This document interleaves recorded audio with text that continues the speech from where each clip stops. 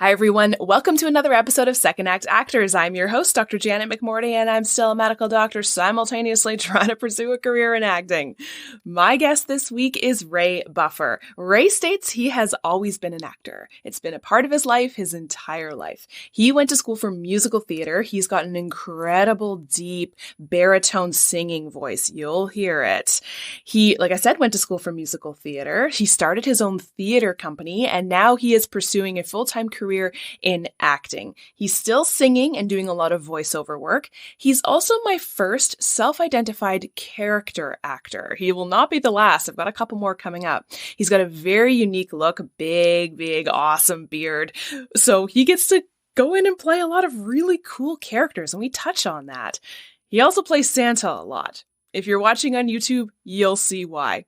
Please enjoy the holly jolly Ray Buffer.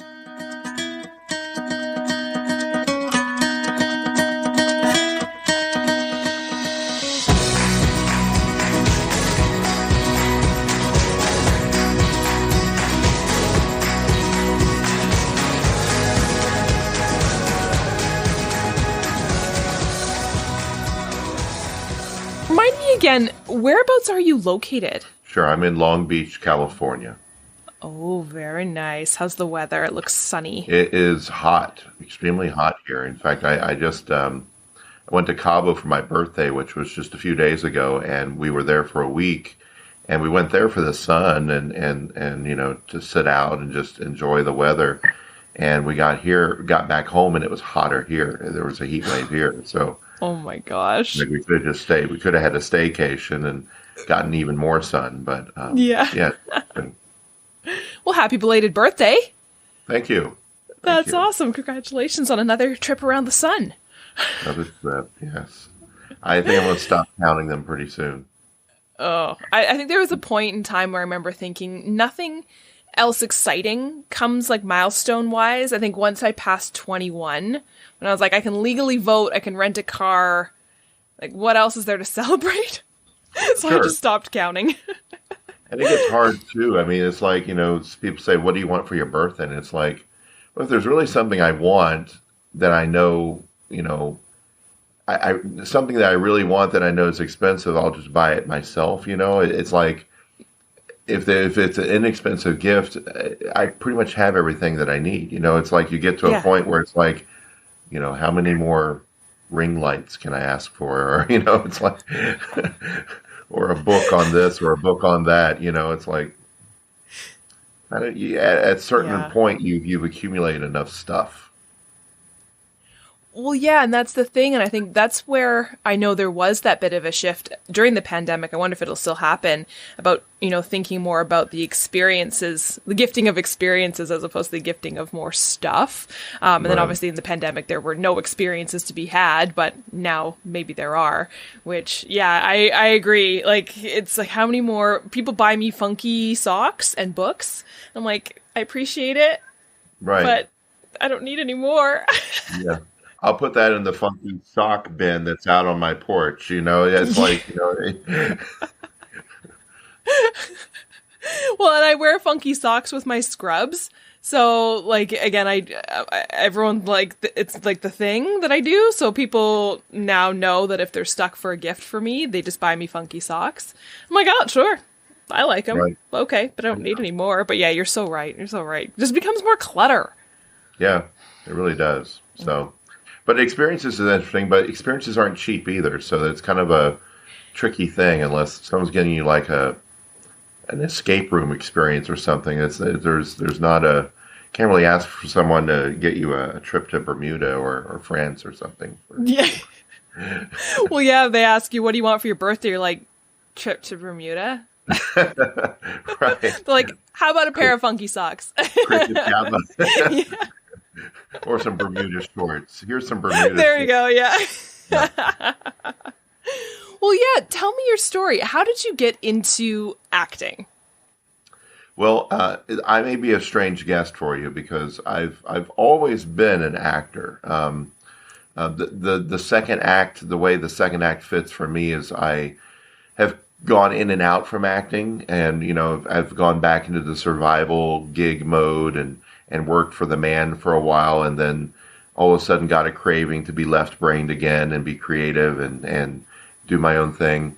What recently happened was I was directing and producing musical theater. I had formed my own company, gotten to a point where I was kind of entrepreneurial and was doing more of like a management and facilitating other people acting.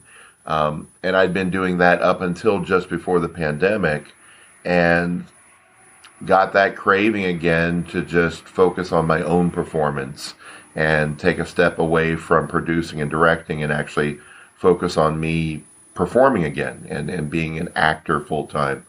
And just before the pandemic, I started doing that again, and I've been doing it ever since. And I think I'm having more success now as an actor, being myself as an actor, than I did 20 years ago when I was giving it a go.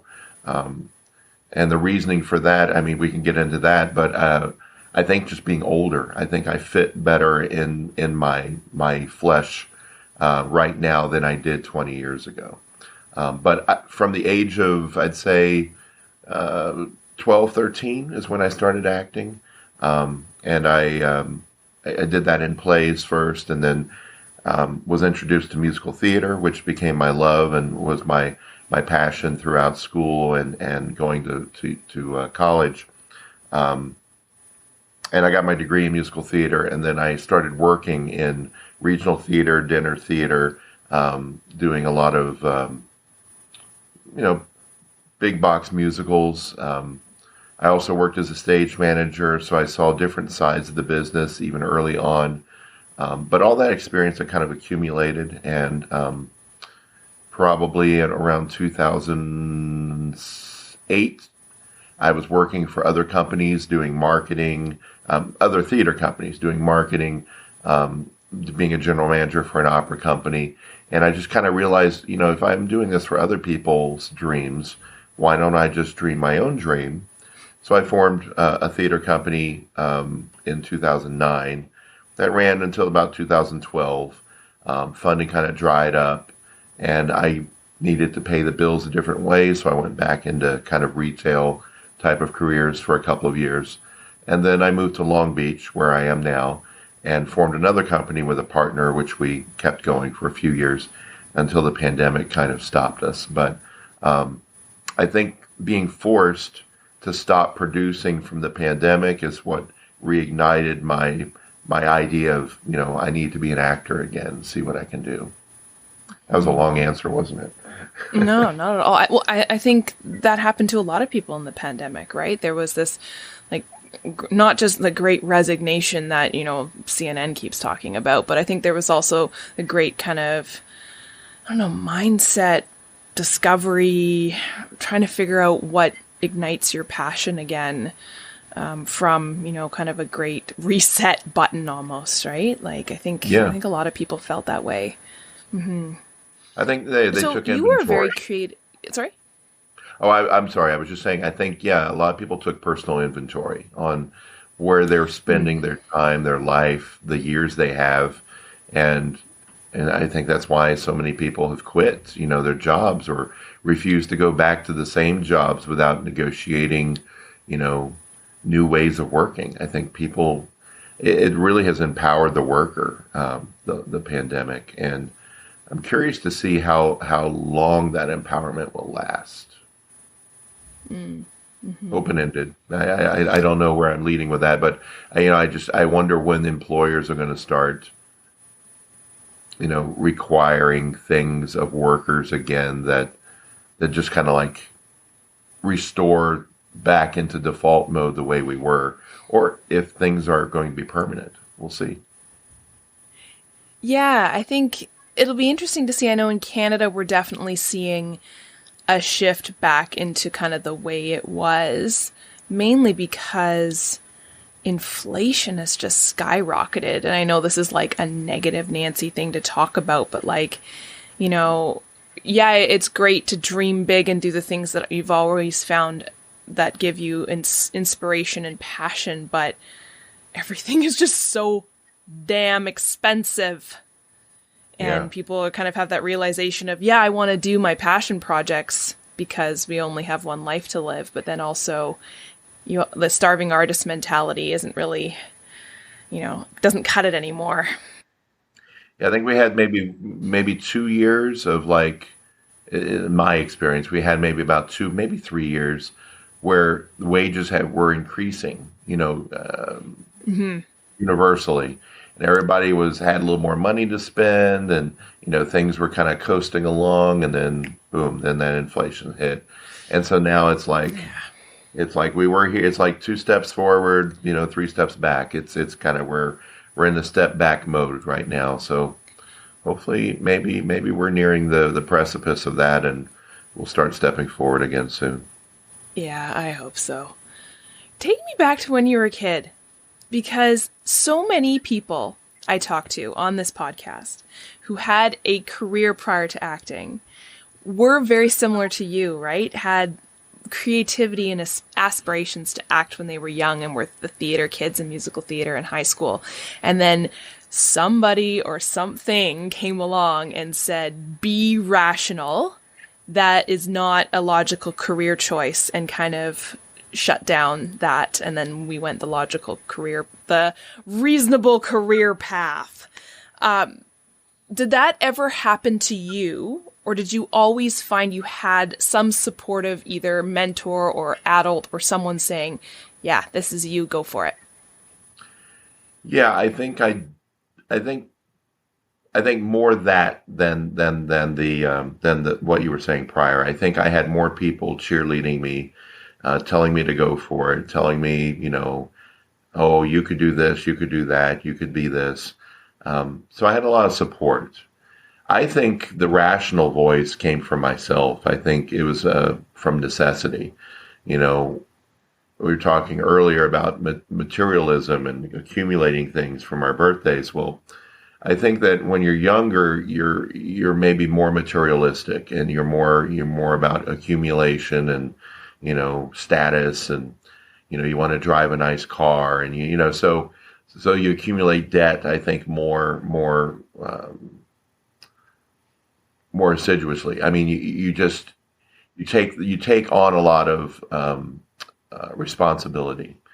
And so as I was doing that when I was younger, I realized, well, I got to pay for this. And, being a starving artist doesn't always pay for that. So I think I would go as long as I could, trying to make money being an artist.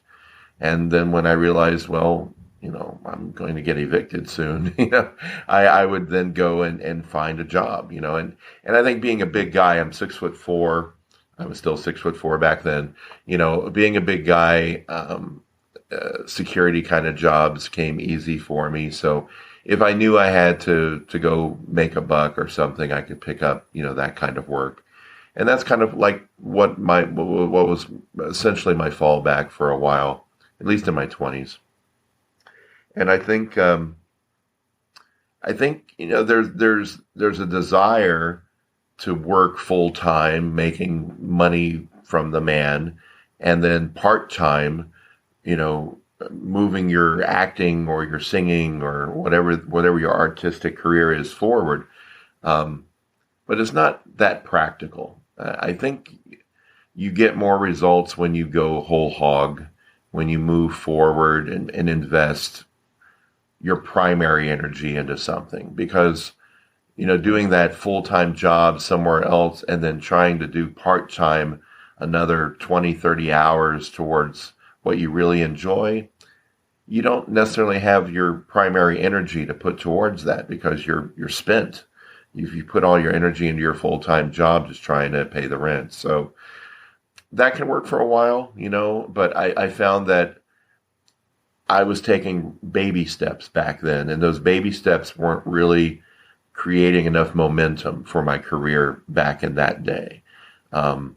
Whereas now I've kind of turned the tables, and now my full-time thing is acting, and if needed, I've got some part-time little things I can do to fill the void when I have a day off or a weekend off, and I just want to bring in some more income. So I think that's a much healthier balance, at least for my heart and my mind and where I want to be. So as a child, I mean, first thing that came to me was music. I played violin. That led to me singing, which was a voice thing. And then I was introduced to drama in middle school. And that's where I realized drama and music can go together and musical theater exists. So that was kind of the growth pattern of my adolescence, and then going into college. Film and TV is a kind of a different animal than theater. Theater was, and I'm from Florida, so I was born in Florida, grew up in Florida, stayed in Florida until around 1999. The final 5 years I was in Florida, I was in Orlando, which is all theme parks and theaters and, a lot of live entertainment. And so that's what I was working in, was in that realm. When I came to California, there wasn't that world really for me to walk into. So I had to start working on film and TV and realize the differences and work my way into that industry. And it was a slow crawl. And I think around 2004, just when I thought I was getting momentum in that industry, is when it just fell apart. And I was like, okay, I've got to go back, and now I've got to work full time for someone else doing something I really don't want to do. But that's the time that I learned the backstage experience. I worked in management and marketing and learned different things that helped me start those companies I had mentioned earlier. And then that led me to becoming a hungry actor again and wanting to act again. So, it's all connected. It's a path.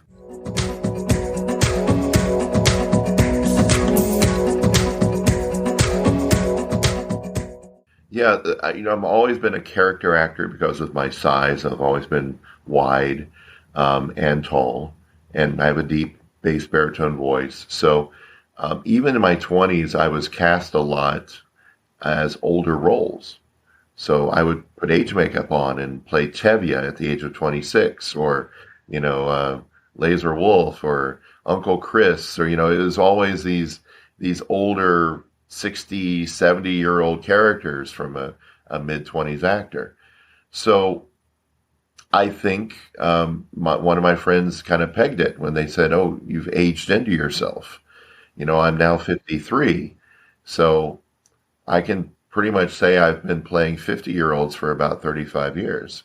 So I have a lot of experience, playing where I'm at right now. So this is the gravy. I've now reached a point where I don't have to put on the age makeup, unless I'm playing 80. But, it's, I think experience has something to do with it. I think being comfortable in your own skin. And I think back then I was a character actor, yes, but I was, kind of baby-faced, and I didn't have the lines up here and the lines here and the grade here and the beard. And, I think I just kind of grew into myself. Do you think, how did that feel? I know we as, I think, actors, because it is such a visual industry, it can be tough because we always want to show the best parts of ourselves. And for a lot of us, we think that means the prettiest photo, the best looking picture and the headshot, where I think truly the industry and even casting and stuff like that wants to see real people playing real people. And I know me as an audience member would want that as well too, but it can be a tough mindset shift to be hey, I'm old now and look old.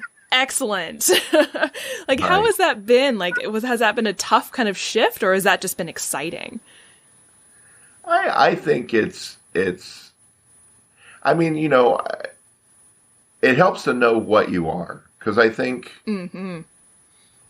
I think that younger actors want to be everything.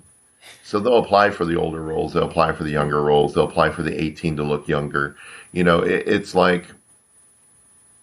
it makes it easier. If I'm on Actors Access or Breakdown Services and I'm looking at jobs, roles that they want self-tapes or auditions for, then I'll look for 30 to 50 or, 40 to 60. And, it helps me concentrate on, exactly what I'm going to pursue, where I'm going to put my energy. If I'm going to type a cover letter and send off something, I'm not going to just do blanket submissions anymore for anything that's white and male. It's like I have a prism that I'm in now, and so I need to stay within my boundaries. And I think by doing that, I'm having more success because I'm spending more quality time doing the right kind of submissions.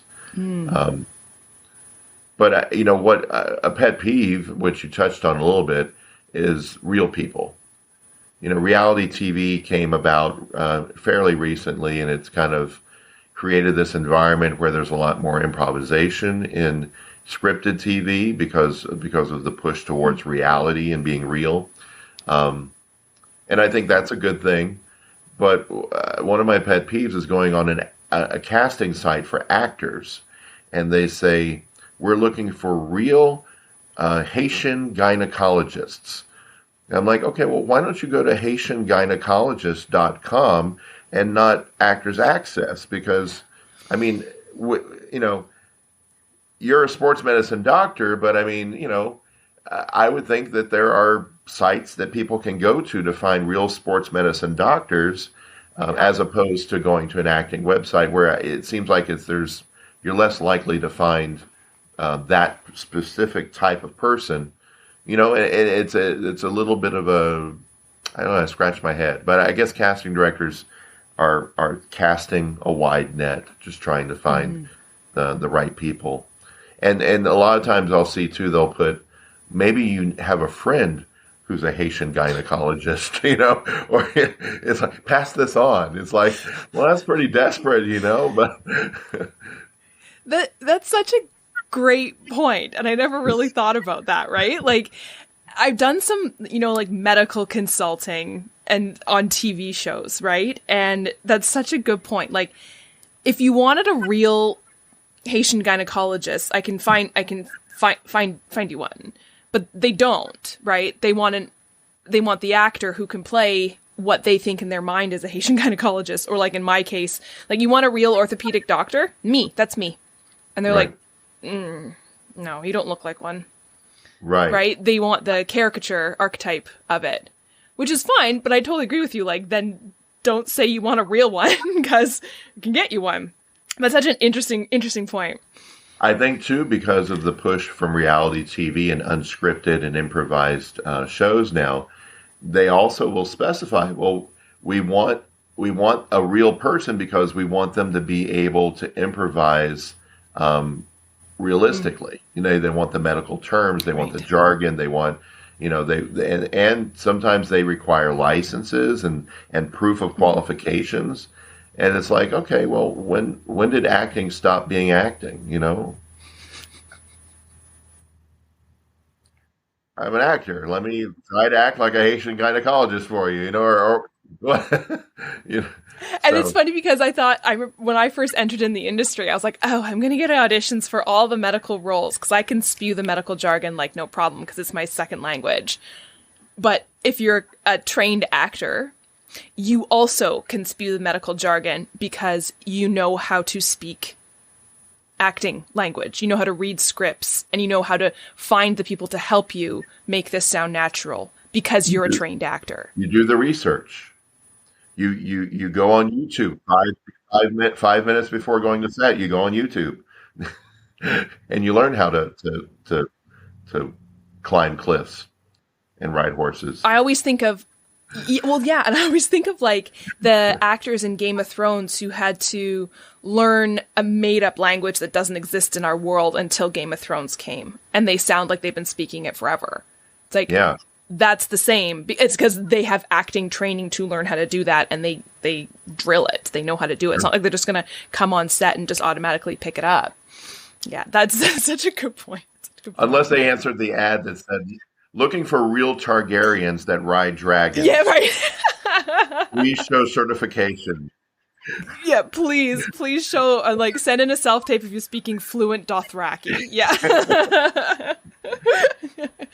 Can I ask, just because I'm curious, This is a bit off topic, but kind of not. What was it like to do a degree in musical theater? Like, tell me a bit about that. Again, as somebody who didn't go to theater school, Yeah. I'm so curious about what that is like. Well, it's a blending, and again, I told you music was my first love. So really, I went through it through music. So music, I took my music classes first, which mostly was theory because I was also interested in composition, which was my minor, composition and arranging. So, you take your voice classes but then there's an intersection, where it's like voice for singing in a legit way. And then there's, taking voice for acting, and inflections and tone. So that's where the crossover happens. The school I went to, Florida Atlantic University, they had just introduced a musical theater program, I think maybe a year or two prior. So it was still a fledgling program.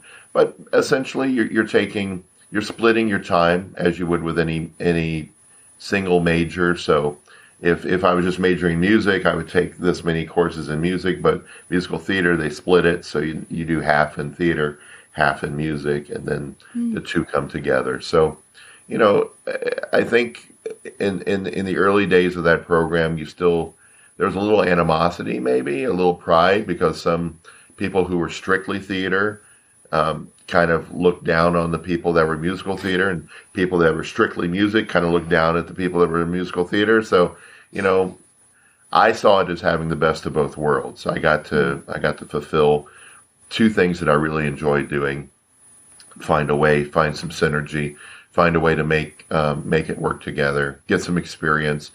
The funny thing about going to school at the same time that I was working is that I actually had my first professional experience while I was going to school. So I was working at a dinner theater in Boca Raton as a professional actor doing musical theater while I was studying. So that was interesting because a lot of people just go to school first, then they start working. So there was a lot of on-the-job training, essentially, and that I was bringing, the work I was doing in the workplace was benefiting my school, and then the things I was learning in school was benefiting me while I was working. So again, synergy. It was a nice confluence. Yeah, and then so you then kind of transition into building your own production company and stuff like that. And then again, you were saying the shift back into acting. Yeah. What have you found that you've been able to bring in from that more kind of backstage into now your acting career? Or has there been anything you've noticed?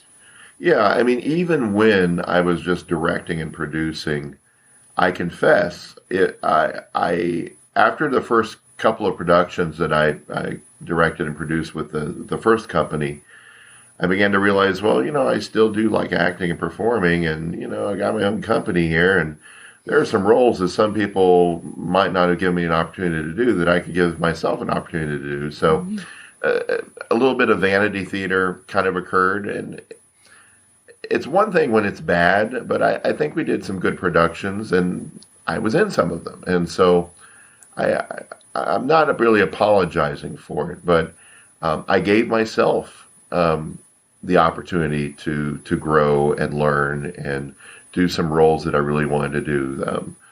Seven Brides for Seven Brothers, playing a mountain man, I mean, my favorite musical. Is it really? Yes. So I cast myself as Adam Pontife, and absolutely, I had a great production, I think, and it to this day, I mean, some of the music from that is some of my favorite musical theater music, and I would do that role again in a heartbeat. But it's Dirty Rotten Scoundrels, some offbeat kind of musicals, Urinetown, Bat Boy, we did a whole palette of things. Some I was in, some I wasn't. But I think giving myself permission to perform while I was directing and producing was an experience in and of itself, because I soon realized I didn't like doing it all at the same time. I don't like directing a show and being in the show at the same time, because I find it very distracting because a director listens actively to everyone all the time, a lot of active listening, and you can't turn that off. And you need to turn that off in order to focus as a performer when you're on stage. So I think, I think what I realized was, in rehearsal, I'm trying to be the epitome of a good actor in rehearsal, and I'm finding it hard because I'm hearing someone complain about traffic, or I can't believe they didn't have any bottled water for us tonight, or things that you just hear in the periphery, or oh, my costume doesn't fit, or my socks are missing, and so you hear all these fires that you as a director maybe need to put out, but now you're on stage also trying to perform in a rehearsal. So it pulls you in different ways. So now I like just being an actor who shows up someone else's headache if the socks are missing. Yeah, absolutely. I was just thinking about, two things. One, my first live theater experience wasn't that long ago. First one since high school. And that was a big issue for me, was trying to get in the right headspace when also my doctor brain of trying to put out fires everywhere wouldn't shut off. And I had to be it's not your job. You're an actor here. You don't need to mother these other actors. You don't need to do this. You don't need to do that. Your doctor brain thinks you need to, but you don't need to. Right. My second thought is we hear that all the time in the film world about if you aren't getting the roles you want, create them for yourself, right? Make your own content. And so, I don't know if that exists as much in the theater world or if there's a bit more. I would, as you were describing, I think would be so much harder because of, everything being live. And it's not like you can say, I'm the director and now I'm going to go do a take in front of the camera and it's done and I can flip myself back into the director chair, where everything is so live action in theater. Yeah. Wow. Yeah, I think because of just the fundamental differences, like you say, between theater and film. The thing I love about theater is the repetition, but the thing I love about film is not the repetition. So it's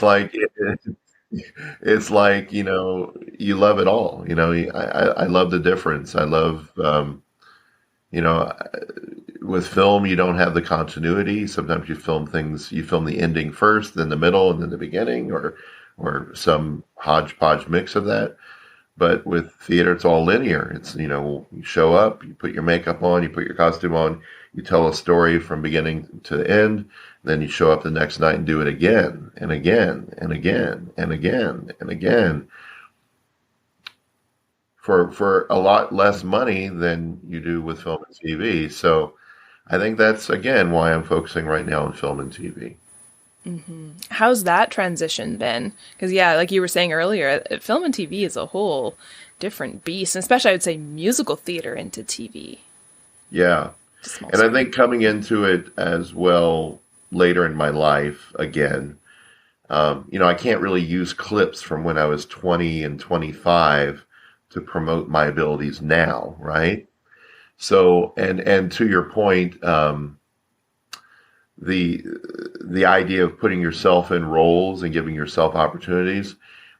The cool way I found to do that now is to do student films, is to go to answer the call that some, USC or some of these colleges, they have deals with the unions. So I can go as a SAG actor and do a film, but I can cherry pick in the ones I want to do. I mean, I can look and see, okay, they need a guy to play a psychopathic psychologist.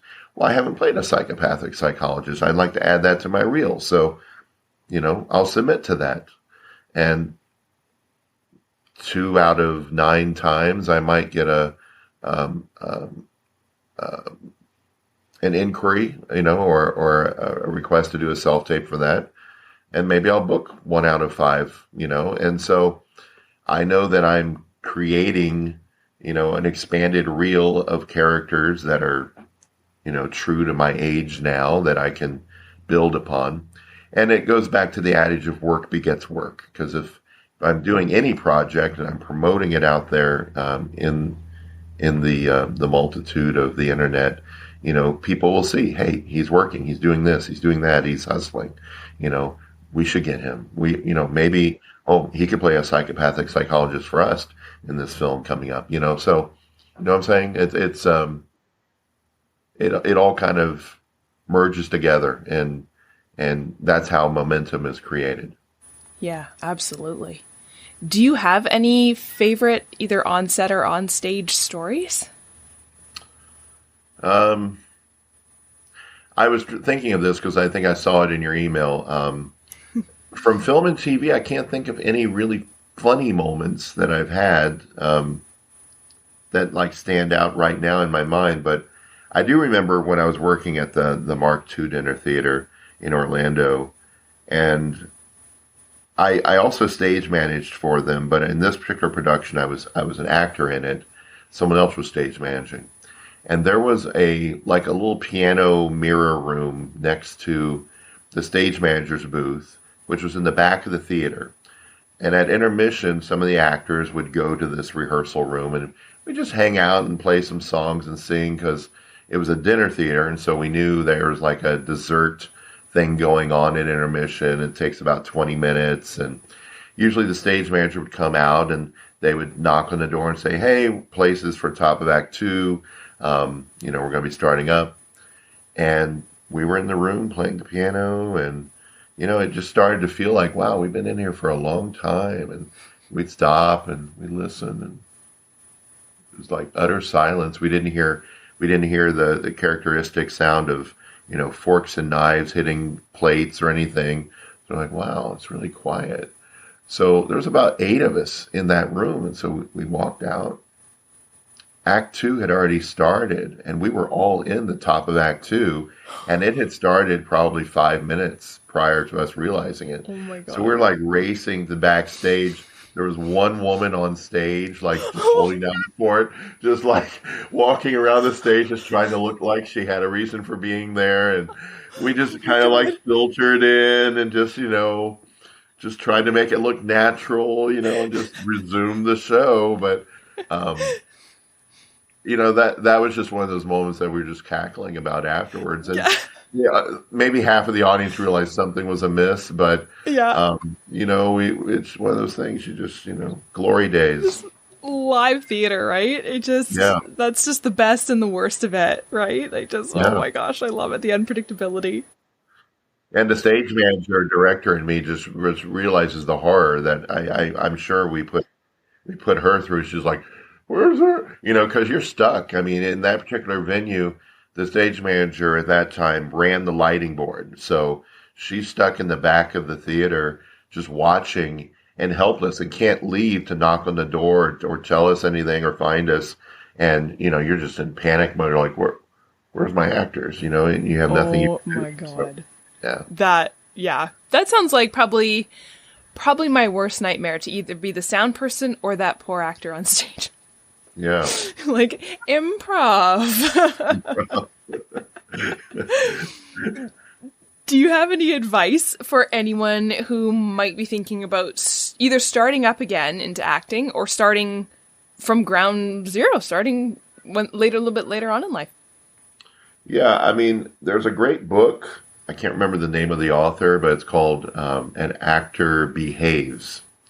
It's kind of a take, I guess, on like an actor prepares, an actor. Yeah. There's a bunch of different titles similar to that. But An Actor Behaves, I think, was a good book for me early on, because it kind of talks about work ethic and good etiquette, and how that can affect your career path. A lot of people just think, oh yeah, I'll memorize a monologue and I'll walk in there and they're going to love me, and they don't really think about how you treat the person that checks you in. How are you treating other people that are in the room? Maybe the person sitting next to you at the audition is the daughter of the director, and she's just there, and later on they're talking about casting, and oh yeah, that guy was a real jerk. So it kind of gives you the 411 on how different people in production communicate with one another, um, what you can do to um, not be not be too overt, but um, not be the person that they remember badly, but be the person they remember in a good way, goodly. Um, you know, so I mean, a lot of people have nervous energy going into an audition, and they're like, "Oh, I'm so glad to be here. I love this show. I can't. I'd love to be on this show. Oh, it's so. Oh, yeah. It's like all that. Everything comes out, as this clumsy energy. And the trick is to really be more of an active listener and be kind of, pull it all back and just kind of be the person they have questions about when you walk out, like good questions, like, oh yeah, I wonder, seems like he might be a cool guy. Maybe, give them a reason to want to bring you back into the room later on or want to work with you. And I think that's the key thing is that talent opens the door, cracks it open for you, but talent isn't what books you the job. It's the impression you leave when you're showing them your talent. It's in my case they need to say, oh well, that guy looks like he'd be cool to work with. We could have fun. Looks like he's got his crap together. He's going to show up. He's going to be prepared. He's going to be on time, and it's going to be a fun experience.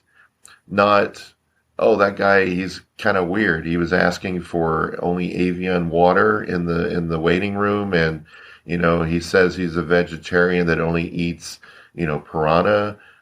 So I don't know if we want to deal with that kind of weirdness.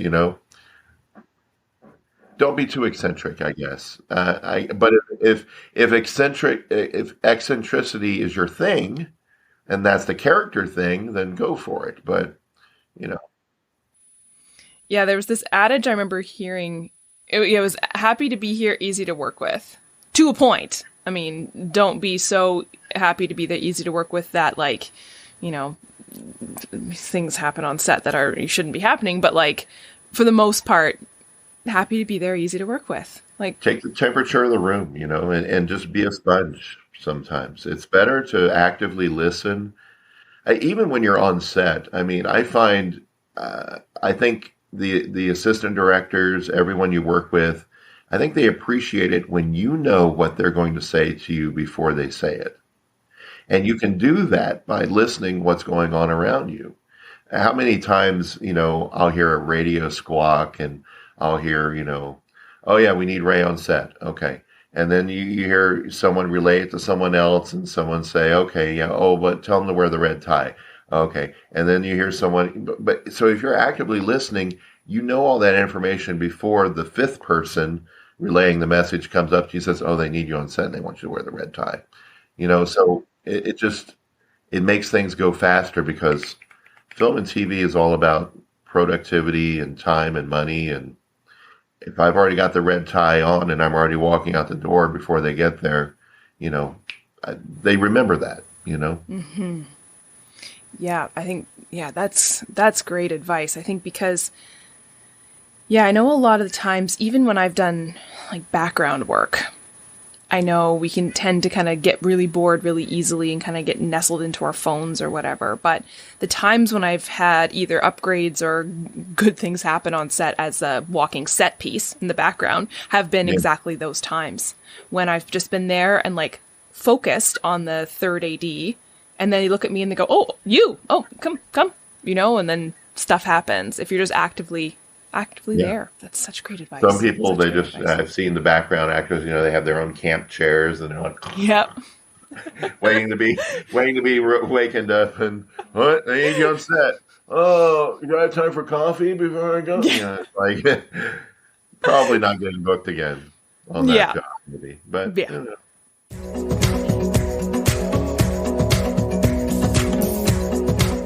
Do you have anything you're looking forward to coming up?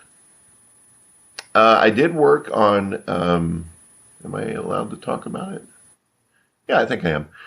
I did work on a Western out in Montana about a month ago called Into the Wild Frontier. It's a second season. It's a docu-series, but it's not like a blurred reenactment kind of show like a lot of reenactment shows. It's like a talking head show where you have the historians talk and then they have these scripted live action sequences. So I'm looking forward to seeing how it comes out. I played a villain. I played Joseph Chenard, who was a French voyageur. The voyageurs were they were trappers, but what they did was they transported the furs from where the land trappers would create the furs. Then they would put them in these bales of like 500 pounds and carry them on their backs to the canoes.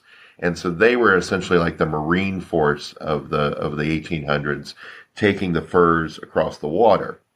And so they have a certain pride, a certain mentality. And my character was a bully, so he would pick on Americans, but he would also pick on his fellow Quebecians. And so I got to put on the French accent and be physical and ride the horse and all that stuff. I was up there for about a week, so hopefully that'll come out next year, and I'm looking forward to seeing how that turned out. We're talking about Seven Bride for Seven Brothers. I've been seeing a big renaissance, me personally, in Westerns and doing cowboy kind of roles. I also played a villain in another short film called the Lord of All Future Space and Time. So it's a sci-fi Western. But I played a kind of a real dirty, sour guy.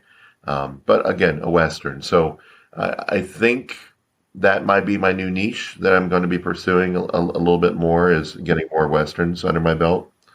But yeah, so I'm looking forward to that. Do you have any final words of wisdom? Glad we're not live. Want to think of a better wisdom. Such a loaded, awful thing to ask at the very end. Yeah, No pressure. Yeah. Yes. So I think I mentioned baby steps earlier, and sometimes they accumulate into momentum, sometimes they don't. But I think you have to be persistent, and you have to do something. If this is a new thing for you that you want to pursue, acting, then you need to calendar it. You need to get your iPhone and put some time in so that every day you're doing something incremental to move yourself forward in that direction. You can't just wait for it to fall in your lap. You can't just dream about it and say, oh, I think I probably could be an actor, but oh yeah, I don't have time to do that. Or you don't want to talk yourself out of something either. Oh, I'm too tall for that, or I'm too big, or I don't think they'll use me, or, it sounds like they only want BIPOC people. So, I don't, and so you kind of like talk yourself out of things too. And you're definitely not going to get it if you don't even audition, if you don't even send in the self-tape, if you don't even submit a resume or send them a note. It's a done deal. You're definitely not getting the job. They're not going to come knocking on your door. So every day you got to do something. And I don't see it as rejection if I send something to someone and I never hear from them again. Because in my mind, I've forgotten them first. So many times I'll get a call 2 weeks from now, and they'll say, oh yeah, you submitted for this film and we'd like you to come in and do a chemistry test. I'm like, what is this for? How much does it pay? Where are you? When does it shoot? Who are you? Because I forget the sides. I throw them away. I forget the job. I move on. Submit, move on. Submit, move on. And that's the best thing psychologically you can do for yourself too, because you don't want to look in the rearview mirror thinking, well, why didn't they call me yet? Is my nose too big? Oh, I really should have memorized more of that. Or, you're like torturing yourself with all this. Why don't they like me? Forget about it. Move on to the next thing. Be happily surprised if they do call you, and then mystified as to what they're calling you about. That's the best way I found.